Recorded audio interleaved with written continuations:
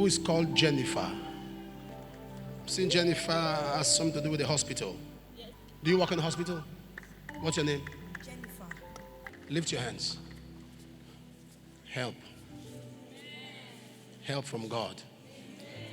And the Lord is restoring wasted years. Where do you work? St. Philomena Catholic Hospital. Where? In Benin. Now, in the name of Jesus, every one of your siblings, God is going to give them the grace to catch up. It's their season where they'll catch up. Who is Morris? My father.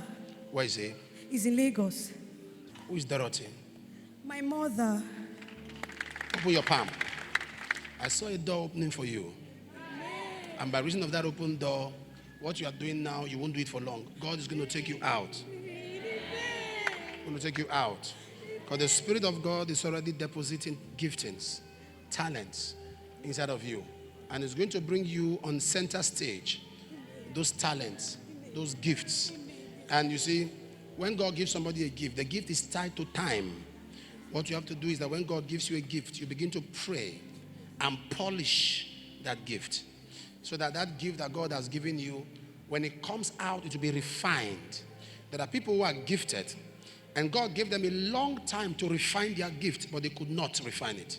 So what God wants to do now is to refine. Spend time loving Him, serving Him. But there are gifts He has given you. Sometimes you will sit down like this, and the Lord will drop something in your mind, in your spirit. I sing, and you sir. write it like song. Yes, I sing, Daddy. And you write it down. And you are saying, when will I go and release this? When will I go? You just put gifts and graces. What God will do, as you spend time with Him, walking with God refines a gift. When you walk with God, your gift is refined. Your gift is purified. And as you begin to do that, God brings you to a center stage where your generation would hear you and see what God is doing in your life. Amen.